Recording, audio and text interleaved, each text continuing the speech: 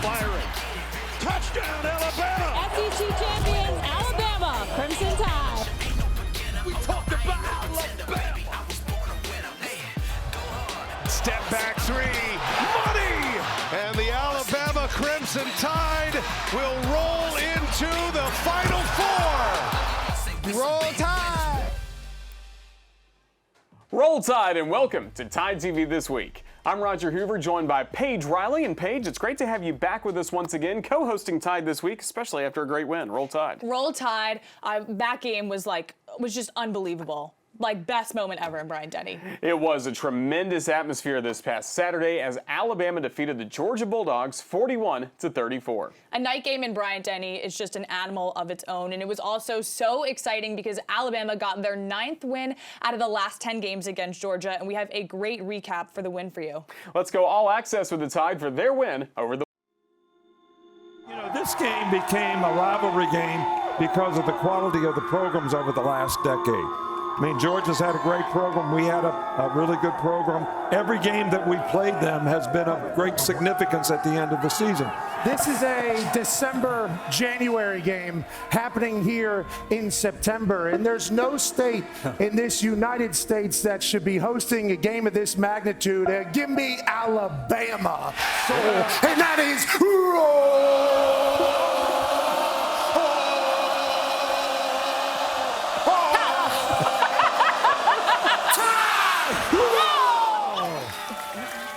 Roll Tide, roll! If I could add to that, I talked to one of the mothers of one of our players, and she said her son said, "We are confident and we are ready." Alabama. I have picked Alabama and put that on 37 times. Woo. Wow. That's a record.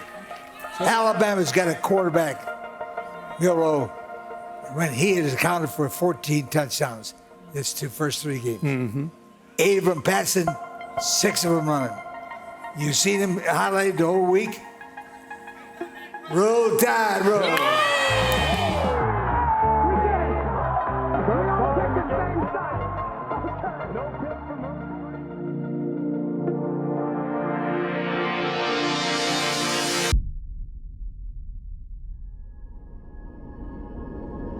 Indeed, the past is always present here. Past is rich with memories, good and bad for both sides, but it's the present moment that concerns Kirby Smart. Kalen DeBoer, how about this moment for him? First real look at Kalen DeBoer as the head coach of Alabama coming out in a huge SEC game. I'm so excited to watch you guys play. You don't realize, like, moments in your life. This is old man wisdom right now. Man, embrace the moment out there today. I'll tell you right now, there's nothing better on this planet than being able to get to do what you guys get to do tonight. Different role for the Crimson Tide veterans. Home underdog for the first time here since 2007. I don't care how many big games you and I do, I still get chills when we get ready to call one of these games, when these two teams like this, of this caliber, run out in the field, and the energy and the buildup of a big college football game. There's just nothing like this.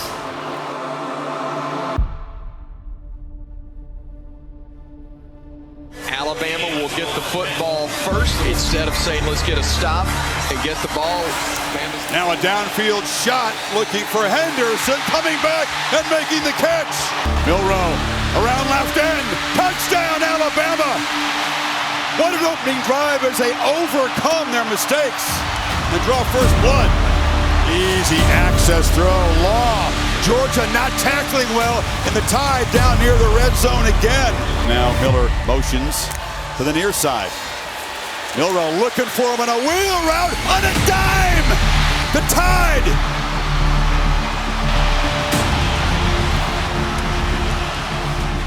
Showing pressure, and they bring it. Ball out quickly, and it's intercepted. Picked up by Damani Jackson, the transfer from USC. And it's gone from bad to worse in a hurry for the Dogs. Aims to Milroe's left.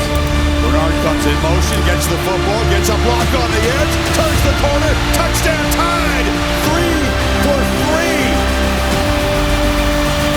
It's a breathtaking start if you're an Alabama fan.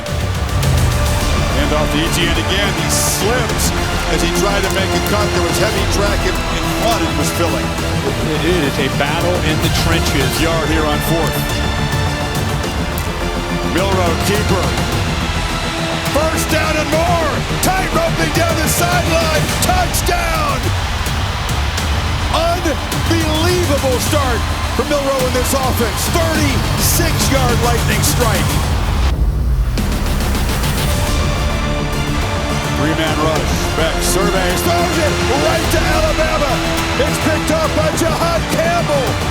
A disastrous turnover just when the Dogs had momentum. The second for Beck tonight. Heavy pressure. Beck off his back foot just heaves it to green grass. Obvious attempt to avoid his safety, and that's what it's going to be with that call. And that will be the end of a stunning first half here in Tuscaloosa. Match the intensity we've had for 2 quarters. It's the 4th quarter. Remember who owns the second half. It is us. Here we go. Win up 3. We have 1, 2, 3. The margin is 23. If Georgia is to come back and win this, it'll be the biggest comeback in school history and the biggest comeback ever in a top 5 matchup. Pressure immediately, and Beck is knocked down. Deontay Lawson at a Mobile. Free runner. Right down the middle, high throw, touchdown. Arian Smith.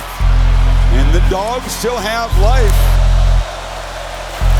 And now the freshman goes down the middle. Williams bobbled and caught.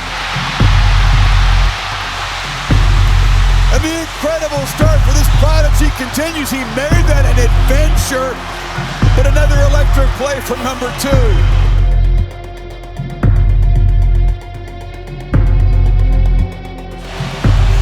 On first down, Beck loses the football. They knocked it out of his hands. Latham makes the recovery. Rusa knocked it loose. And just like that, in a matter of 5 or 6 plays, this Georgia team has come back. 3 timeouts, 2:31 to go. You have the 2-minute timeout. You just got to get a first down. You get that first down, and you can create a little bit of rhythm and try to get this Georgia defense that has some newfound confidence a bit on their heels. There's a lot of calm and command from Milroe at the start of this game. He's got to have it right now. And they take a downfield shot. And the catch is made. It's Ryan Williams, still spinning free. Touchdown Alabama, they answer in 1 play. 75 yards for the 17-year-old. Are you kidding us?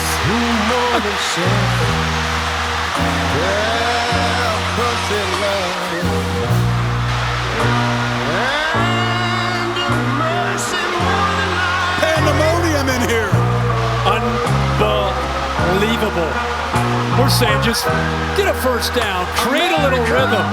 Instead, they go for the jugular, middle field safety, one-on-one matchup. Why not go to the 17-year-old lined up that time against an inexperienced corner who's got talent in Humphrey? What an adjustment back to the ball. This kid just has the it factor, and he showed it right there. This to make the lead 6, 7 actually. Low throw, goes down and grabs it. Jeremy Bernard. You know, when I was in school, we used to sing something like this. Wow. Listen here. 20 yards away. Beck launches for the end zone. Jump ball. Intercepted. And Xavier Brown, the freshman, makes a game-saving play for Alabama. Talk about stepping up in a massive way. 4 games into your college football career. Unbelievable. Over the fruited plain. But now wait a minute. I'm talking about America, sweet America.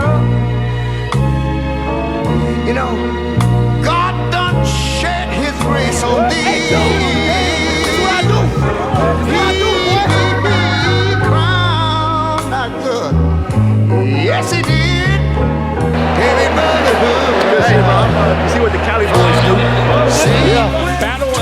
the Titans, and it lives up to the hype there in this second half. This game felt no different than the collisions, the national championship on the line, with the SEC championship on the line. Every bit as hard fought. We came here to do a lot bigger things, but you get what you deserve, and you definitely deserve to celebrate. I love it. Hey, I gotta say something, okay? I got 2 young bucks, okay?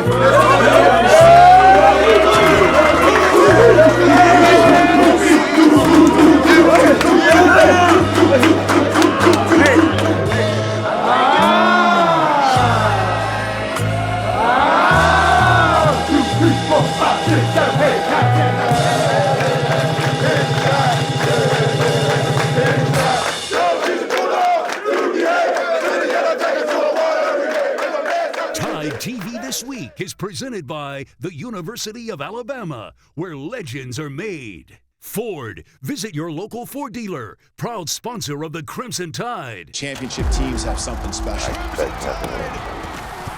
have that it factor. It would be tough. We would be explosive. The game was meant to be played one way still, and that's to be physical. A brotherhood that is so tight that anything that comes our way will not break us. Winning SEC championships, winning national championships, that's expectation. In the history of the program, it's second to none. There are 100,000 people on hand. This place is rocking right now and right now. And the Crimson Tide of Alabama.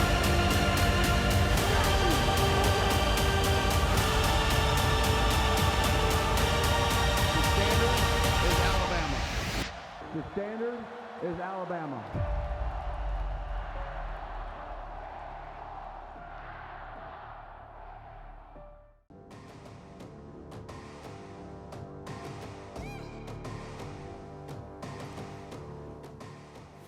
Welcome back to TideTV This Week. Alabama has been hard at work out of the practice field after their win over the Georgia Bulldogs. And let's head out to the practice field with our Christopher England as he's joined by one of the stars on defense. We're here fresh off the practice field inside the Hank Cripps indoor practice facility. I'm joined by linebacker Deontay Lawson. Deontay, first off, let's talk about that game on Saturday night. Just talk about the atmosphere, first of all. It was just incredible, wasn't it? Yeah, the atmosphere was great. The fans did everything to, be involved in that game, and I think that ultimately helped us in the long run. And we got off to a fast start. They eventually came back, and Ron made a heck of a play, and we won the game. Let's talk about that fast start. Have you ever been a part of a team that kind of jumped out like that on a team as good as Georgia? Nah, it was no surprise, honestly, because the preparation we had throughout the week, the energy was high all week, and we really expected nothing less. So that's just something we trying to consistently build on, and just keep getting better. Talk about Georgia coming back there. You knew a team that good was going to come back. They weren't going to quit. Just kind of talk about that comeback, but then how you guys didn't give up. You persevered and came away with a big play there at the end. Yeah, like you said, with a team like that, they're never going to give up. They're a championship team as well. And when you're in a situation like that, you just got to keep playing the next play. And it's hard for a defense to defend when you're up on a good team and they just take shots down the field, go for it on fourth down, and they got up on us. And we just knew we had to persevere and just keep going 1-0, and somebody got to make the plays. Talk about that last play there, that interception from Xavier Brown, the freshman. Just kind of talk about that play and just kind of the way that he kind of twisted his body to be able to make that catch is pretty incredible. Yeah, Xavier, he been doing all the right things since he first got here. So I'm excited that it was him making the play, and on that play, we were obviously a man, and all I see, I just look back, and he, like you said, he reached across his body, made a heck of a catch, and we won a game. And that just comes from him just preparing the right way since he's been here, and just keep leveling up.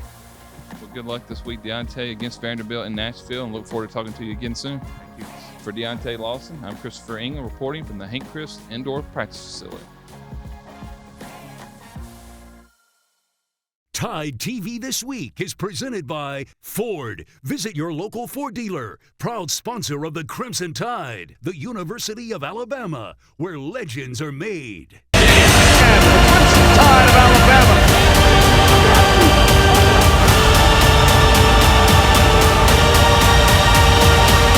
The standard is Alabama. The standard is Alabama.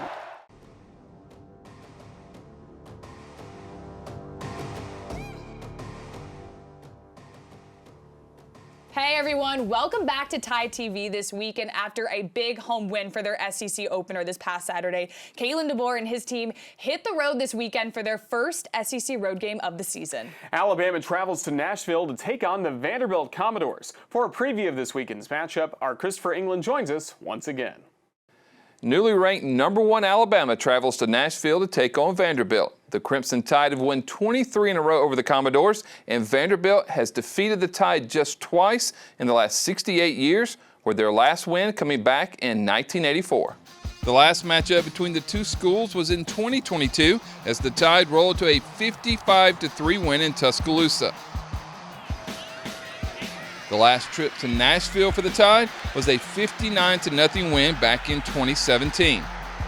The Commodores enter this year's matchup 2-2. Vanderbilt got a big win in Week 1 over Virginia Tech, a 34-27 win in overtime. After a 55-0 rout of Alcorn State, the Commodores dropped a 36-32 decision to Georgia State in Atlanta. Vanderbilt bounced back the following week, almost upsetting 7th-ranked Missouri, down by 3 in the second overtime. Vandy had a chance to tie it and send it into a third overtime, but the 31-yard field goal attempt went wide left as the Commodores' upset bid fell just short. Vanderbilt is 5th in the SEC in scoring offense, averaging 37 points per game. That's up over 15 points per game from last season. A big part of that has been due to the transfer from New Mexico State, quarterback Diego Pavia. Pavia has thrown for 721 yards and 6 touchdowns and is also the Commodores' leading rusher, averaging over 69 yards per game, on pace to set the all-time single-season rushing record for a Vandy quarterback. Pavia is also the only SEC starting quarterback to have not thrown an interception this season. Pavia's favorite target has been tight end Eli Stowers. He also played last season with Pavia at New Mexico State, and he leads the team with 19 receptions for 220 yards and a touchdown. Vandy has been strong in the red zone, scoring on 18 of their 19 trips inside the 20, with 14 of those being touchdowns. The Commodores have protected the ball well as they fumbled only once for their only turnover on the season, and they are also tied for 3rd in the SEC in turnover margin with the Crimson Tide at +3. The Commodores will be looking for their first ever win over the #1 ranked team. Kickoff in Nashville is scheduled for 3:15 on SEC Network. Stay with us. We'll have more Tide TV this week coming up next.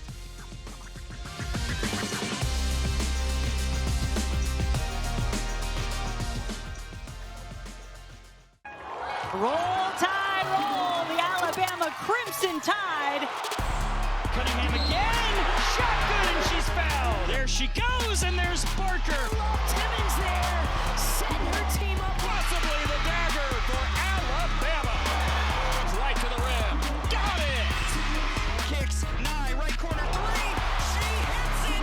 Nye steals the inbounds. Left side to Timmons. Layup good. It's a 2-point game.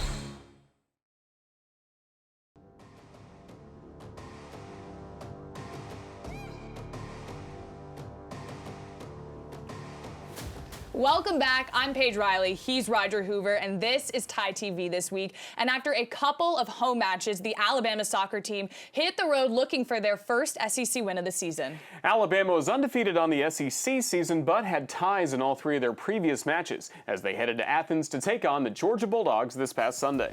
Gianna Paul scored her 9th goal of the season to give the Crimson Tide the 1-0 lead in the 27th minute. And after Georgia tied the score, Nedya Sawan gave Alabama the lead right before the half with this shot to the upper right corner of the net. It looked like the Crimson Tide was going to break their tie streak, but the Bulldogs, Margie Dietstro, scored on this shot in the 57th minute. So for the 4th straight SEC match, it ended in a tie for the Crimson Tide, as the record now sits at 7-2 with 4 ties on the year. The Alabama volleyball team was also on the road on Sunday as the Tide traveled to take on the Auburn Tigers. Alabama dropped the first set 19-25, but then evened the score with a dominating 25-15 win in set 2. In set 3, Alabama reached set point twice at 24-22 and 25-24, but could not get that final point, and the Tigers took advantage, battling to take the set 29-27 for the 2-1 match lead. The Crimson Tide evened the score at 22-all in the fourth set, but the Tigers ended the match with 3 straight points to take the fourth set by 3 points to take the 3-1 win. Joel Gardner won the men's 4-mile title at the Nichols Invitational, powering the Alabama men's cross-country team to a first-place finish. For the women, Autumn Hendrick led the Crimson Tide with a third-place finish in the women's 5K as they finished second overall. The men are the #1 team in the South region again this week and are now ranked 10th nationally, while the women are 3rd again this week in the South region and 15 overall. Also, the Alabama swimming and diving team picked up a dominant win in their season opener against Delta State. The Crimson Tide won 30 of 31 events to take both the men's and women's overall titles. In those wins, the Tide had 3 earn all SEC honors as Emily Jones was named the SEC Women's Swimmer of the Week. Also, a pair of swimmers on the men's side also picked up honors. Bernardo Bondra de Almeida earned SEC Men's Swimmer of the Week honors, while it was Jarrett Payne named the SEC's Men's Freshman of the Week. Stay with us. We'll have our plays and players of the week coming up next. Roll Tide, roll! The Alabama Crimson Tide. Cunningham again. Shot good and she's fouled. There she goes and there's Barker. Timmons there. Setting her team up. Possibly the dagger for Alabama. Right to the rim. Got it. Kicks. Nye. Right corner. 3. She hits it. Nye steals the inbounds. Left side to Timmons. Layup good. It's a 2-point game.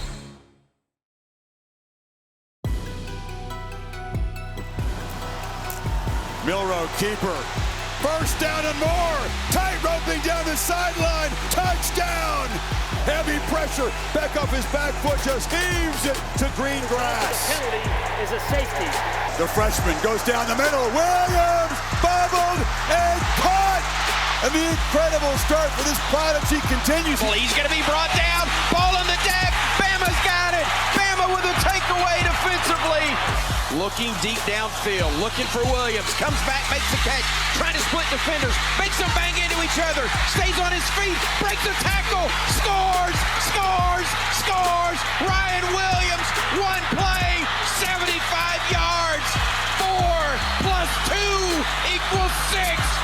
Launches for the end zone, jump ball, intercepted, and Xavier Brown, the freshman, makes a game-saving play. Those were our ATI Plays of the Week. Now let's take a look at our Players of the Week brought to you by Legacy of Hope, and no surprise, we have to start with the Heisman frontrunner. Jalen Milroe totaled for a career-high 491 total yards, 4 touchdowns. Milroe completed 82% of his passes and threw for a career-best 374 yards. He also rushed for a game-high 117 yards. So he was named the SEC Offensive Player of the Week. I mean, and what else can we say about Ryan Williams? I mean, he made that miraculous tip catch, and then he made an even bigger one as he jumped and twisted his body to make the catch, and then the spin move to make the 2 Bulldog defenders miss as he scored the game-winning touchdown. Williams finished with 6 catches for 177 yards and the score. Williams was also named the SEC Freshman of the Week for the 2nd time this season. Love that for Hollywood. How about Xavier Brown? He finished with 6 tackles and a tackle for a loss with a pass breakup,